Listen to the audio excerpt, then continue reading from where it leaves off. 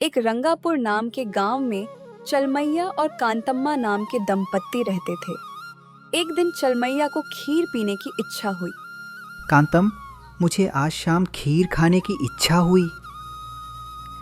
जैसे ही मैं काम से आया, तुरंत गरम गरम खीर बनाकर रख दीजिए। अगर तुम्हारी कमाई से पेट भर खाना जुटाना ही मुश्किल है, तो फिर आपको खीर चाहिए क्या? अरे ऐसा नहीं है। काम पर मेरे दोस्त ने अपने घर की बनी हुई खीर खिलाई। उसे पीने के बाद हमारे घर पर भी खीर बनाकर खाने की इच्छा हुई, बस इतना ही। ठीक है, खीर पीने के लिए हमारे पास आर्थिक स्थिति है या नहीं, ये देखना होगा।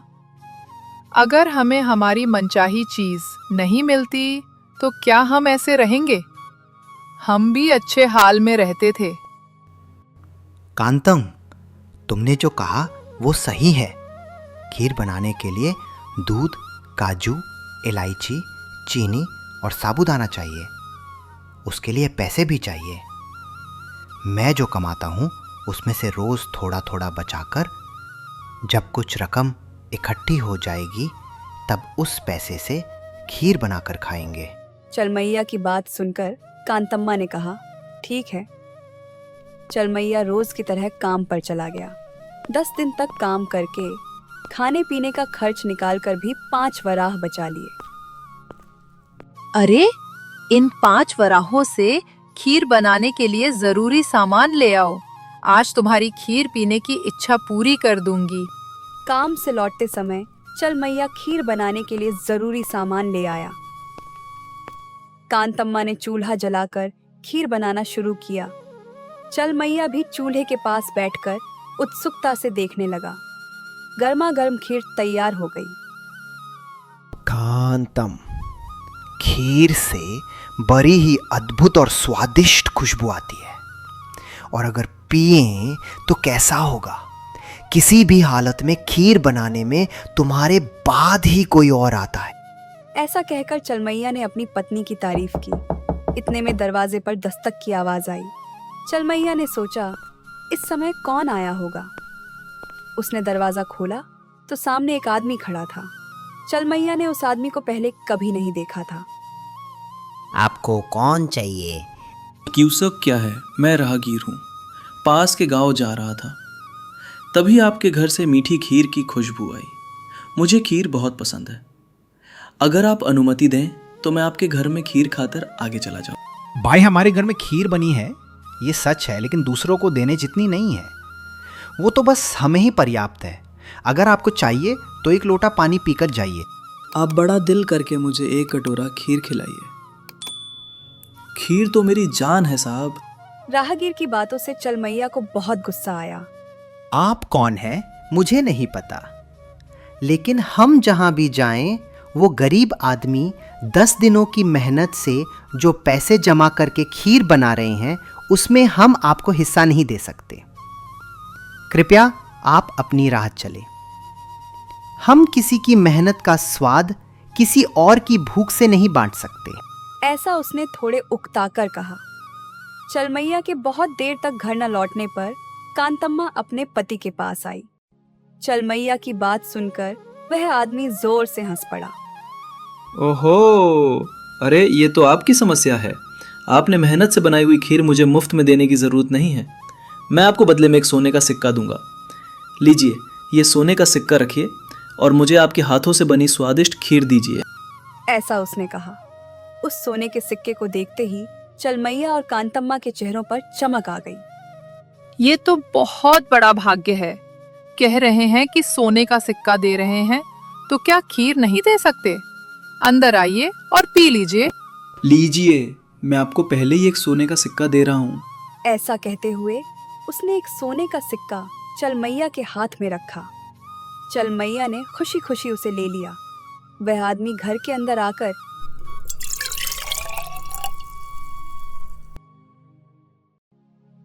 एक लोटा खीर पी गया। ओह, अद्भुत! ऐसी स्वादिष्ट खीर मैंने आज तक नहीं खाई। आपका बहुत बहुत धन्यवाद। ऐसा कहकर वह आदमी वहां से चला गया। ये आदमी तो पागल जैसा है। एक लोटा खीर के लिए एक सोने का सिक्का दे दिया। वह पागल नहीं है। क्या आपने उसे देखा? वह बड़ा अमीर आदमी है। उसने जिस झोली में रखा है उसमें पूरे सोने के सिक्के भरे हुए हैं। ऐसा कहा कांतम्मा ने। जब उस आदमी ने खीर पी ली तो अगले दिन चलमैया खीर बनाने के लिए जरूरी सामान लेकर आया और कांतम्मा के साथ उसे बना रहा था। चलमैया चूल्हे के पास ही बैठा था। इतने में दरवाजे पर दस्तक हुई। चलमैया ने दरवाजा खोला। सामने वही आदमी खड़ा था जिसने कल खीर पीकर एक सोने का सिक्का दिया था। उसे देखते ही चलमैया डर गया और उसका चेहरा ऐसा हुआ जैसे वह सोच रहा हो कि शायद वह कल दिया हुआ सोने का सिक्का वापस मांगने आया है। साहब, इस रास्ते से गुजरते समय खीर की खुशबू आई तो सोचा एक कटोरा खीर पीकर आगे चला जाऊं। इसमें क्या है भाई साहब? एक सोने का सिक्का देकर सोने जैसी खीर पीकर चले जाइए। ओ, इसमें क्या है? लीजिए, यह रहा एक सोने का सिक्का। ऐसा कहते हुए उस आदमी ने अपनी झोली से एक सोने का सिक्का चलमैया को दिया। चलमैया ने खीर पी और जब वह बाहर जाने ही वाला था, आज भी हम जो खीर पीना चाहते थे वो आप ही पी गए। अब हमें फिर से कल खीर बनाना पड़ेगा। अरे भैया, कल भी फिर आओगे क्या? बहुत अच्छी बात कही आपने। मैं कल भी आऊँगा, बल्कि यूँ कहें तो मैं हर दिन आऊँगा। हर दिन एक सोने का सिक्का दूंगा। आप खीर पकाकर मुझे दीजिए। इसमें क्या खास बात है? कह रहे हैं कि रोज एक सोने का सिक्का देंगे तो खीर बनाने में हमें कोई परेशानी नहीं है। उस दिन से हर दिन वह आदमी आता, सोने का सिक्का देता, खीर पीता और चला जाता। एक दिन कांतम्मा, अरे भाई, खीर के बदले रोज एक सोने का सिक्का लेना तो ज्यादा है। मुझे तो उसकी झोली में रखे सारे सोने के सिक्के ही ले लेने हैं। कंथम, मुझे भी हर रोज ऐसा करना पसंद नहीं आ रहा कि वो आदमी घर आता रहे। ठीक है, लेकिन उससे हम उन पैसों का बैग कैसे हासिल करेंगे? ये हमारे लिए कैसे संभव है?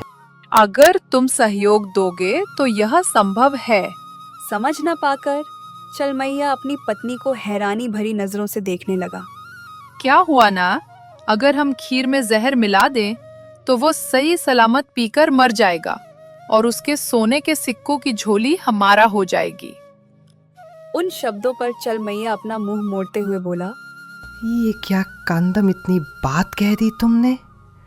एक निर्दोष प्राणी को मारना पाप नहीं है क्या? यदि आप ऐसे ही सोचते हुए बैठेंगे तो हमारी जिंदगी इसी तरह कटेगी। अगर आप खीर पीना चाहते हैं तो 10 दिन तक पैसा बचाना पड़ेगा। इसमें हमारे जीवन के पुण्य और पाप का कोई ध्यान नहीं है। जैसा मैंने कहा वैसा ही कीजिए। उस खीर में जहर मिला दीजिए। अंदर ही अंदर अपने डरते हुए चलमैया ने वैसा ही किया जैसा उसकी पत्नी ने कहा। इतने में दरवाजे पर दस्तक हुई। चलमैया ने दरवाजा खोला और जैसा रोज करता था वैसे ही राहगीर को खीर दी। आज खीर का स्वाद बहुत अच्छा बना है अम्मा। खीर पीते ही पेट भर गया। मैं थोड़ी देर आराम करके फिर जाऊंगा। विष के प्रभाव से दंपत्ति ने सोचा कि वह आदमी नशे में सो गया और फिर हमेशा के लिए सो जाएगा। कांतम्मा ने सोचा कि चाहे कितना समय बीत जाए वह जाग नहीं पाएगा और मर जाएगा। इसलिए कांतम्मा ने उसके झोले में रखे सोने के सिक्कों का गुच्छा निकालने के लिए हाथ बढ़ाया। मर चुका हूं, फिर मुझे क्यों मारेंगे? चालमैया कांतम। वह जिंदा होने के कारण दंपत्ति हैरान रह गए। तुरंत ही राहगीर, मैं आपके घर के इमली के पेड़ पर भूत बनकर रहता हूँ। जब मैं जीवित था मुझे खीर बहुत पसंद थी। उस प्रबल इच्छा के कारण मैं भूत बनकर इधर उधर घूमता रहा। जब आपके घर से खीर की खुशबू आती तो मैं मनुष्य रूप धारण करके आकर एक सोने का सिक्का दे देता और हर रोज़ खीर खाने आता। हर रोज़ सोने का सिक्का लेकर खुश होने के बावजूद आप अपनी मूर्खता और दुर्बुद्धि दिखाते हैं। मूर्खता और दुर्बुद्धि कभी भी खुशियाँ नहीं देती। ऐसा कहते हुए हवा में उड़ गया। इस घटना से कांतम्मा और चलमैया स्तब्ध रह गए। राहगीर द्वारा दिए गए सारे सोने के सिक्के मिट्टी की तरह हो गए। इंसान के पास आशा हो सकती है, लेकिन हताशा नहीं होनी चाहिए। हताशा हमेशा दुख लाती है।